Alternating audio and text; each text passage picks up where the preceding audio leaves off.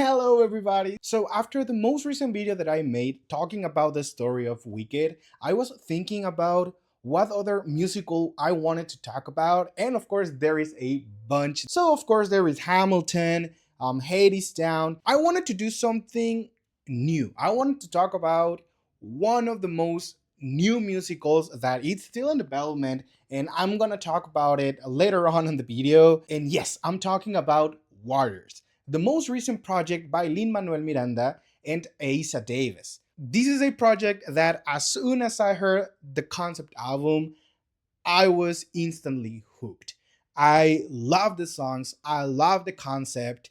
I watched the movie because this was a movie that I hadn't watched yet, and it was incredible. I'm gonna let you know everything about this musical. What is Waters? Who's behind it? Is there any kind of news in regards of a theatrical release? And of course, a lot of things. So my name is Joel Casillas from Behind the Encore. I'm a musical content creator and I also do reviews on Instagram, especially. I want to start to make more long form videos here on YouTube as well. And if you have watched the Wicked video and this video as well, or if you don't know who I am yet, hello. And leave me in the comments if there is any other musical that you would like me to talk about. I want to combine both new musicals, old musicals, but this time it is gonna be a new one. But without further ado, let's start with the story of Warriors.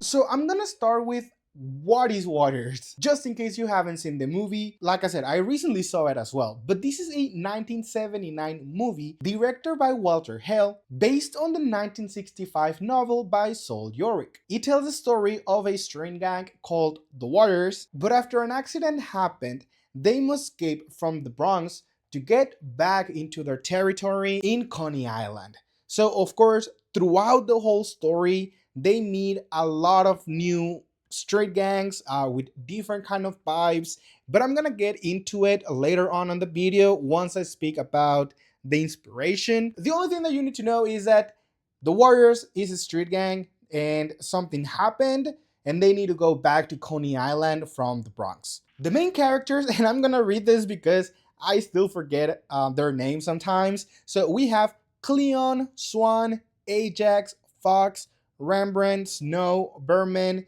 and the soldiers Cowboy and Cochise. This movie has been a cult classic ever since.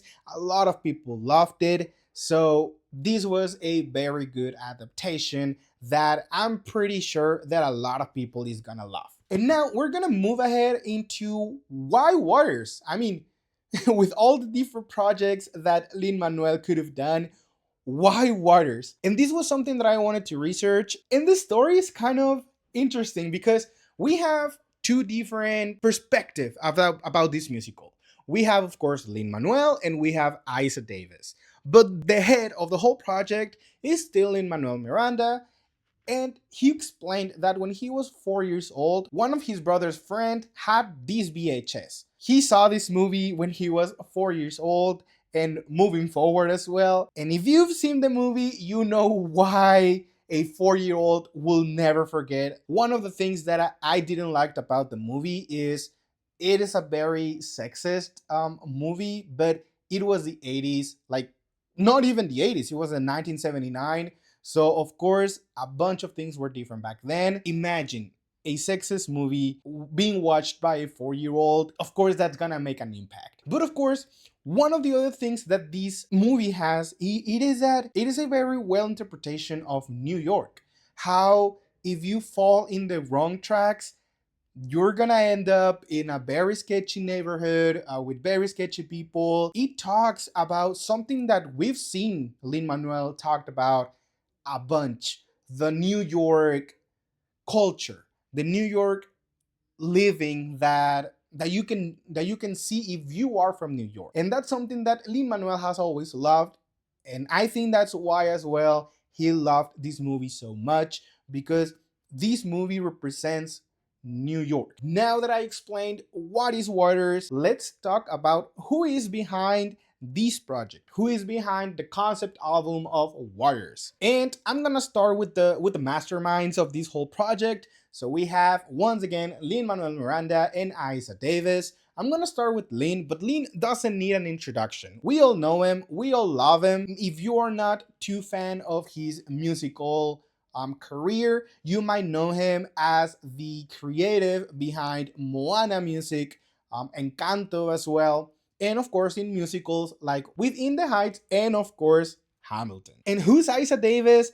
She's also a legend in his career. She's an award-winning actress, writer, and singer-songwriter as well. She's worked on stage and on the screen a bunch. She's known for her roles in House of Cards, The Wire, and Passing Strange. But of course, she's always been in the medium. She's been in a bunch of plays, she's been in musicals. So of course, she is someone that would just make sense to team up with Lin-Manuel Miranda. And it makes sense because I was reading one of the interviews that they were given, and they were explaining how they met, how their relationship evolved, and they were talking about the time that they met, and they met a while ago, like a really long time ago. They met when they were both in Broadway. Lin-Manuel had In the Heights, and Eisa Davis was with Passing Strange. And once Lin-Manuel Miranda came with the idea, let's make a Warriors musical, Eisa Davis was his first and only call. And personally, I think he made a pretty great decision there. This project, it's not only two people. For a project to grow, they need to be more people involved. And that's why executive producer Nas and Grammy-winning producer Mike Elizondo team up with Eisa and Lin to create the synth, evocative dembo, and soulful beats that we can hear throughout the whole concept album. And now, we already have the team. We already have the 4 people involved on this project as creative team, so we can start to talk about how was Warriors created. The first thing that happened when Lin and Eisa were talking about this project, it was that they wanted something different. They wanted for this project to feel different. So what they thought it was, let's make this with the same treatment as musicals like Jesus Christ Superstar. What I mean by that is that if you don't know, Jesus Christ Superstar was made as a concept album. When Andrew Lloyd Webber made Jesus Christ Superstar, the only thing that he had in mind was, I want to create a musical with a bunch of pop artists, a lot of pretty talented people, and I want to create an album. Luckily, that album gained traction, and eventually it became this musical that is one of the longest musicals still present in Broadway's history. Most recently, a new adaptation in London with Sam Ryder as Jesus has been announced. We recently had the Cynthia Erivo version of Jesus Christ Superstar as well in the Hollywood Bowl. They wanted something similar. They said, I don't want to worry about a theatrical release right now. I don't want to worry about, the only thing that I want to do is I want to adapt it. I want to create music. And so they did. And the whole process came naturally because the only thing that they needed to worry about, it was who are gonna be the voices behind our characters, to create rhythms that sounded like New York, to have this homage to the movie and to the city. And eventually they started to came up with this idea. Actually, they've talked about in interviews that Eisa Davis was the first one that came with the idea as a trumpet line, and that became the main motif of the whole concept album. The idea started to come, and eventually they decided this is what we want. So they created a playlist. They started to share around with friends. Of course, being this project, being Lin-Manuel, being Eisa, this musical was gonna be beloved. So a bunch of friends liked it, and they were like, you know what? It's time. Let's choose who's gonna be the voices behind this project. And finally, who are the voices behind the project? There is a bunch. I'm gonna read it as well because I don't want to miss one. But we have Mrs. Lauren Hill, amazing voice, Kim Dracula, Nas, Busta Rhymes, Mark Anthony, Ghostface Killa, Billy Porter, Coleman Domingo, Shensi, and Broadway stars like Philippa, Amber Gray, and Sasha Hutchings. But also something that you can detect is that there is a lot of different people. I mean, we have hip hop, R&B, we have ritmos latinos, and we have these strange combination. And now I can finally talk about the reason why I became obsessed with this musical. And the reason is one of the main plots of this movie is as the warriors go back to Coney Island, they meet all these street gangs as well that are very distinct from each other. So for example, we have ones that are mimes, there is another ones that are baseball fanatics with roller skaters. There is a bunch of different people that you can meet around New York, and this had the idea, and I love it. I love it so much. Both Lin and Eisa to emphasize all those gangs with different music genres. So for example, we're gonna have Mark Anthony singing ritmos latinos.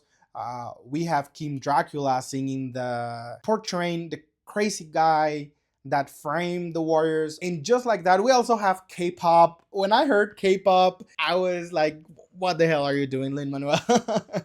But it was something really refreshing to see this. And once I heard the concept album, I only could think, I see the vision, I see it on theater, I understand what they wanted to achieve, and they did it on an amazing way. And Warriors once again became one of my most listened songs of the year. So it's been 2 years in a row, and I still continue to love this project so much. Finally, I already spoke about who is behind this project. What is Waters? What is inspiration? But what about, are we gonna get a theatrical release? This is where it gets pretty interesting. As it is right now, December 2025, there is not an official release of a date.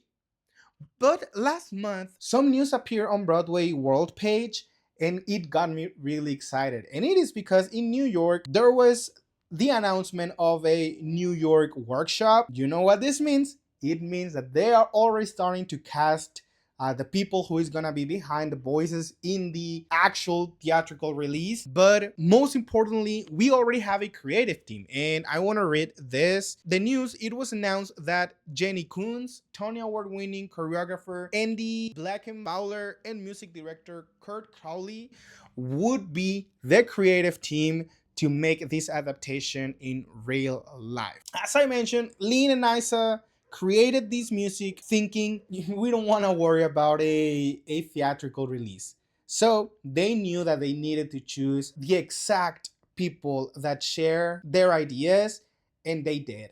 And I think that the people that they chose are pretty good, and it's pretty exciting. Of course, this was recently announced last month on November. And being honest, thinking about on average, how long does a musical takes to be created, we are still seeing a probably 2-3 years more before we can actually see an off-Broadway run, for example. So it's still gonna be a pretty long time before we can see something. But I'm pretty excited after 1 year of the release of the album to see that they are working on it, to see that there is more people involved. And overall, I mean, like I said, I really love this musical. I still listen to it sometimes. This is the whole story behind the project, behind the screen. I'm pretty excited. I hope that once it hits Broadway, I can go see it. I would really love to see it. And yeah, but let me know. Have you heard about this musical? Are you as excited as I am to see a theatrical release about it? Have you seen the movie yet? Have you seen it before? I mean, leave it out in the comments. I want to hear from you. I constantly look at my comments. I appreciate the support of all of you. That will be all on my end. So thank you very much for watching this video, and I'll see you behind the Encore.